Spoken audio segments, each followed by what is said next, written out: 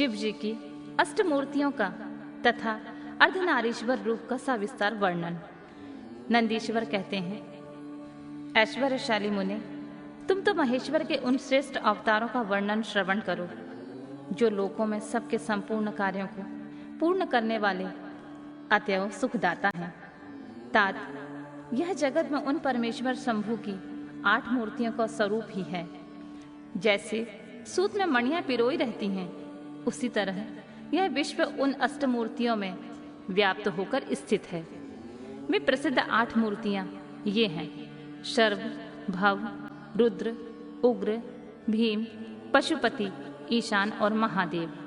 शिव जी की इन सर्व आदि अष्टमूर्तियों द्वारा पृथ्वी, जल, अग्नि, वायु, आकाश, क्षेत्रज्ञ, सूर्य और चंद्रमा अधिष्ठित हैं। शास्त्र का ऐसा निश्चय है कि कल्याणकर्ता महेश्वर का विशंबरात्मक रूप ही चराचर विश्व को धारण किए हुए है। परमात्मा शिव का सलिलात्मक रूप जो समस्त जगत को जीवन प्रदान करने वाला है, भव नाम से कहा जाता है, जो जगत के बाहर भीतर वर्तमान है और स्वयं ही विश्व का भरण पोषण करता तथा स्पंदित होता है। उग्र रूपधारी प्रभु के उस रूप को सत्पुरुष उग्र कहते हैं। महादेव का जो सबको अवकाश देने वाला सर्वव्यापी आकाशात्मक रूप है, उसे भीम कहते हैं। वह भूत वृंद का भेदक है। जो रूप समस्त आत्माओं का अधिष्ठान, संपूर्ण क्षेत्रों में निवास करने वाला है और जीवों के भव पाश का छेदक है, उसे पशुपति का रूप समझना चाहिए। महेश्वर का संपूर्ण जगत को प्रकाशित करने वाला जो सूर्य नामक रूप है, उसे ईशान कहते हैं। वह तुलोक में भ्रमण करता है। अमृतमयी रश्मियों वाला जो चंद्रमा संपूर्ण विश्व को आनंदित करता है, शिव का वह रूप महादेव नाम से पुकारा जाता है। आत्मा परमात्मा शिव का 8वां रूप है। यह मूर्ति अन्य मूर्तियों की व्यापिका है, इसलिए सारा विश्व शिवमय है। जिस प्रकार वृक्ष के मूल को सींचने से उनकी शाखाएं पुष्पित हो जाती हैं, उसी तरह शिव का पूजन करने से शिव स्वरूप विश्व परिपुष्ट होता है। जैसे इस लोक में पुत्र पौत्र आदि को प्रसन्न देखकर पिता हर्षित होता है, उसी तरह विश्व को भली भांति हर्षित देखकर शंकर को आनंद मिलता है। इसलिए यदि कोई भी देहधारी को कष्ट देता है तो निसंदेह मानो उसने अष्टमूर्ति शिव का ही अनिष्ट किया है। सनत कुमार जी, इस प्रकार भगवान शिव अपनी अष्टमूर्तियों द्वारा समस्त विश्व को अधिष्ठित करके विराजमान हैं। अतः तुम पूर्ण भक्ति भाव से उन परम कारण रुद्र का भजन करो।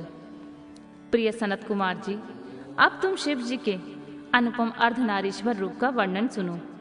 महाप्राज्ञ, वह रूप ब्रह्मा की कामनाओं को पूर्ण करने वाला है।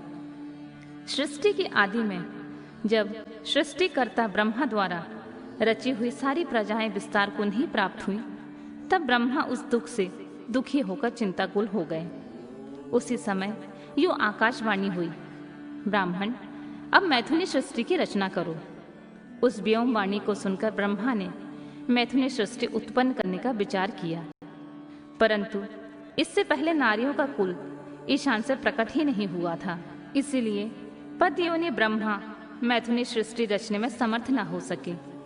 तब वे यूं विचार करके कि शंभु की कृपा के बिना मैथुनी प्रजा उत्पन्न नहीं हो सकती, तब करने को उद्यत हुए। उस समय ब्रह्मा पराशक्ति शिवा सहित परमेश्वर शिव का प्रेम पूर्वक हृदय में ध्यान करके घोर तप करने लगे। तदनंतर तपोनुष्ठान में लगे हुए ब्रह्मा के उस तीव्र तप से थोड़े ही समय में शिव जी प्रसन्न हो गए। तब वे कष्टहारी शंकर पूर्ण सच्चिदानंद की कामदा मूर्ति में प्रविष्ट होकर अर्धनारीश्वर के रूप से ब्रह्मा के निकट प्रकट हो गए। उन देवादिदेव शंकर को पराशक्ति शिवा के साथ आया देखकर ब्रह्मा जी ने दंड की भांति भूमि पर लेटकर उन्हें प्रणाम किया और फिर वे हाथ जोड़कर उनकी स्तुति करने लगे। तब विश्वकर्ता देवादिदेव महादेव महेश्वर परम प्रसन्न होकर ब्रह्मा जी से मेघ की सी गंभीर वाणी में बोले। ईश्वर ने कहा, महाभागवत्स, मेरे प्यारे पुत्र पितामह, मुझे तुम्हारा सारा मनोरथ पूर्णतः ज्ञात हो गया है। तुमने जो इस समय प्रजाओं की वृद्धि के लिए घोर तप किया है, तुम्हारे उस तप से मैं प्रसन्न हो गया हूँ और तुम्हें तुम्हारा अभीष्ट प्रदान करूंगा। यूं स्वभाव से ही मधुर तथा परम उदार वचन कहकर शिव जी ने अपने शरीर के अर्धभाग से शिवा देवी को पृथक कर दिया। तब शिव से पृथक होकर प्रकट हुई उन परमा शक्ति को देखकर ब्रह्मा विनम्र भाव से प्रणाम करके उनसे प्रार्थना करने लगे।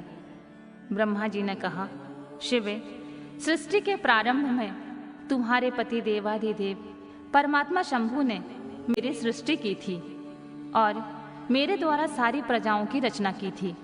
शिवे, तब मैंने देवता आदि समस्त प्रजाओं की मानसिक सृष्टि की थी, परंतु बारंबार रचना करने पर भी उनकी वृद्धि नहीं हो रही है।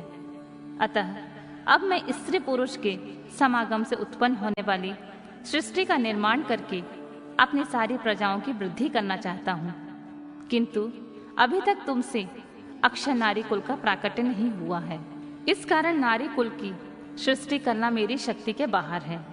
चूंकि सारी शक्तियों का उद्गम स्थान तुम ही हो, इसीलिए मैं तुम अखिलेश्वरी परमा शक्ति से प्रार्थना करता हूँ। शिवे, मैं तुम्हें नमस्कार करता हूँ। तुम मुझे नारी कुल की सृष्टि करने के लिए शक्ति प्रदान करो, क्योंकि शिव प्रिय, इसी को तुम चराचर जगत की उत्पत्ति का कारण समझो। वरदेश्वरी, मैं तुमसे एक और वर की याचना करता हूँ। जगत माते, कृपा करके उसे भी मुझे दीजिए। मैं तुम्हारे चरणों में नमस्कार करता हूँ। वह वर यह है, सर्वव्यापिनी जगत जननी, तुम चराचर जगत की वृद्धि के लिए अपने एक सर्वसमर्थ रूप से मेरे पुत्र दक्ष की पुत्री हो जाओ। ब्रह्मा द्वारा यूं याचना किए जाने पर परमेश्वरी देवी शिवा ने तथास्तु ऐसा ही कहकर वह शक्ति ब्रह्मा को प्रदान कर दी।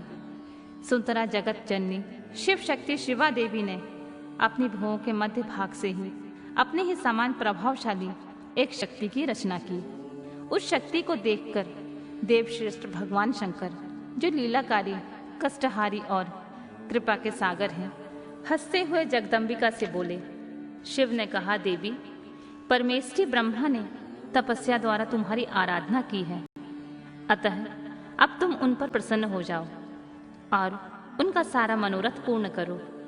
तब शिवा देवी ने परमेश्वर शिव की उस आज्ञा को सिर झुकाकर ग्रहण किया और ब्रह्मा के कथानुसार दक्ष की पुत्री होना स्वीकार कर लिया। मुनि, इस प्रकार शिवा देवी ब्रह्मा को अनुपम शक्ति प्रदान करके शंभु के शरीर में प्रविष्ट हो गईं। तत्पश्चात भगवान शंकर भी तुरंत ही अंतर ध्यान हो गए। तभी से इस लोक में स्त्री भाग की कल्पना हुई और मैथुनी सृष्टि चल पड़ी। इससे ब्रह्मा को महान आनंद प्राप्त हुआ। तात, इस प्रकार मैंने तुमसे शिव जी के महान अनुपम अर्धनारीश्वर रूप का वर्णन कर दिया है। यह सत्पुरुषों के लिए मंगलदायक है।